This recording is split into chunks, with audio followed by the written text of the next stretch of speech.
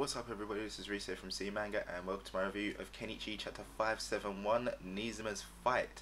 So, I swear that in this chapter here, I think I just fell in love with Saiga because who would have thought that he was such a friggin' badass?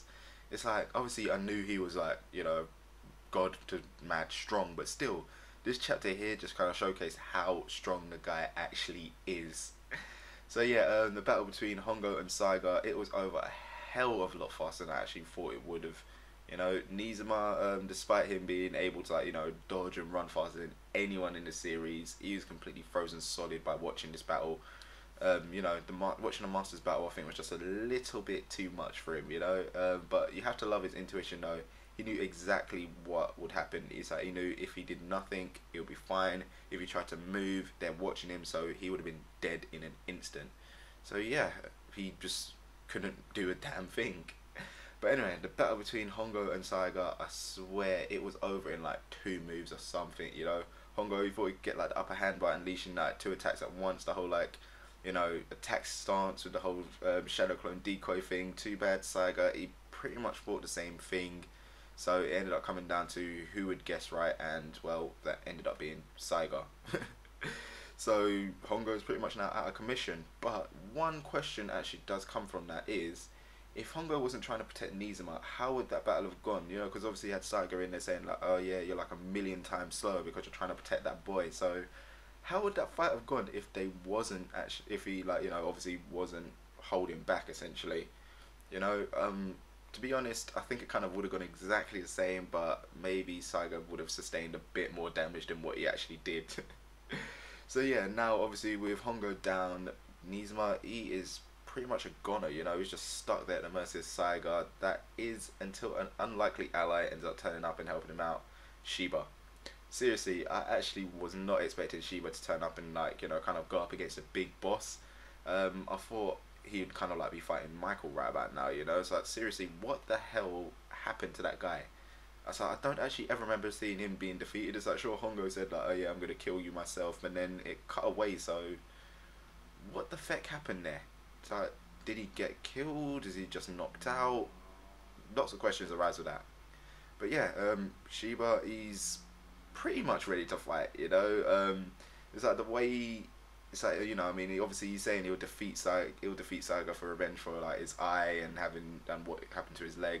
But he ended up kind of running away. That's why I was like, he's kind of ready to fight, because it's like, the way he sees it is, well, as long as I can defeat your plans, yeah, that's the same thing as me beating you. So, either way it's a victory, but it's kind of weird.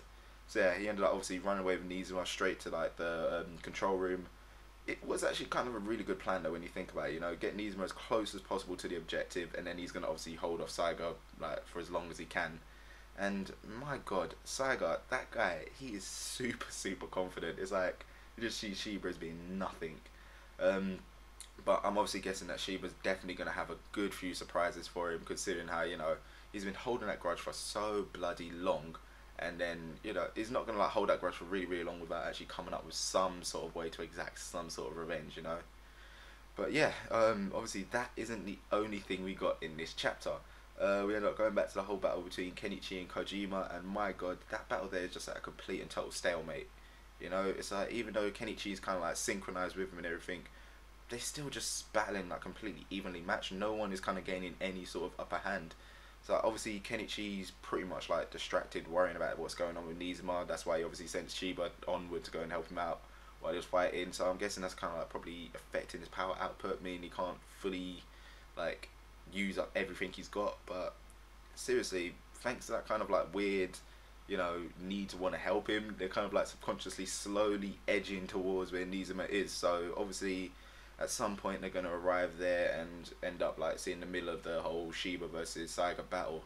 But what is actually going to be really good about that is that Mute is finally going to end up seeing her father face to face, and I don't know, I can kind of see something weird happening there, which is going to just disrupt the whole and total flow of every battle that's going on.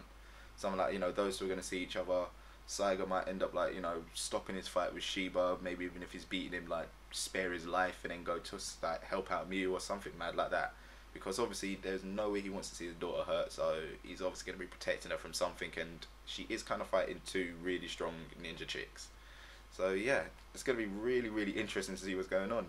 So yeah, this chapter here, friggin' brilliant. It moved a hell of a lot faster than I thought it would. If I thought like this whole chapter here is gonna literally be Hongo and Saiga fighting each other, or it was gonna go to something else and then that's gonna happen after. But yeah, it was moving at a blistering pace, and like I said, Saiga, he is more of a badass than I ever thought he would have been. So yeah, I'm super happy with this chapter. Cannot wait for the next ones. I swear, Kenichi at the moment is doing no wrong at all. But yeah, obviously, let me know what you thought about this chapter. Did you enjoy it? What did you enjoy? Obviously, let me know all that stuff in the comment section below. And as usual, don't forget to check out the other stuff we do on the channel. So I'll see you next time.